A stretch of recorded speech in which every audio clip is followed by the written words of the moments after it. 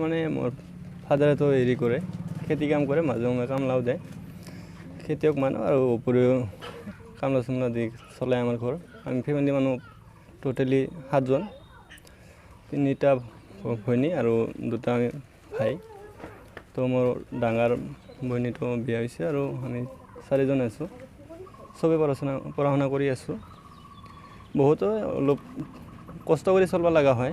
তো সেইকাৰণে মই যেহেতু ডিগ্ৰী কমপ্লিট হোৱা নাই, এইবাৰ হ'লহি, তো মোৰতো আৰু এতিয়া নহ'ব। সেইকাৰণে মই আগতে এই কৰ্মত এই ক্লাছ 8 হাই ছেকেণ্ডেৰী ফাইনেলত মই আৰু আৰ্মিত হেৰি কৰিছিলোঁ, কিন্তু এতিয়া বেয়া হৈছিল অলপ নিজৰে ভুলৰ কাৰণে। এইবাৰ সেইকাৰণে ভাবছোঁ যে যেনেকৈ নহওক অসম পুলিচত জইনিং কৰিব লাগিব। সেইকাৰণে মই যথেষ্ট কষ্ট কৰিছিলোঁ আৰু সেইকাৰণে ফলাফল পাইছোঁ। চবে গৰীব মানুহে পাইছে, দৰিদ্ৰ মানুহেই পাইছে বেছিভাগ। মোৰ নিচিনা বহুত চলি আছে আৰু তাতে পাইছে চাকৰি।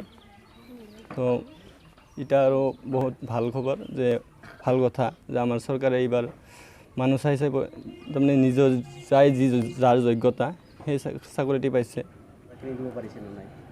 ফাদাৰেও দিছে, ময়ো মাজে সময়ে কাম চাম কৰিছোঁ, কাম চাম কৰি পইচা পাতি গোটেই কেনে লৈছোঁ। বিশ্ব শৰ্মা ছাৰক ধন্যবাদ জনাওঁ।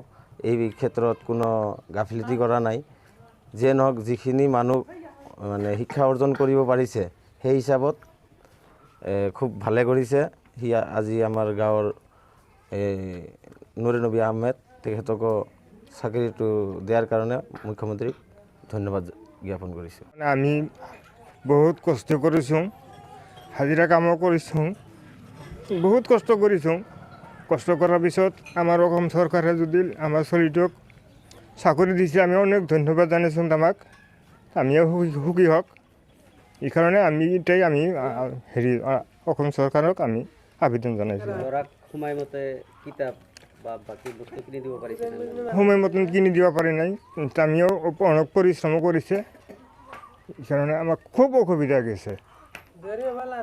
4-5টা ল'ৰা ছোৱালী পঢ়াইছোঁ, হাজিৰা কৰাই সময়মতে দিব পৰা নাই, কলম কিনি দিব পৰা নাই, খাতা কিনি দিব পৰা নাই। খুব অসুবিধাই গৈছে আমাৰ। মুখ্যমন্ত্ৰী হিমন্ত বিশ্ব শৰ্মা ডাঙৰীয়া যিখিনি আমাক ছোৱালীটোক চাকৰি দিছে, আমি অনেক ধন্যবাদ জানিছোঁ তামাক।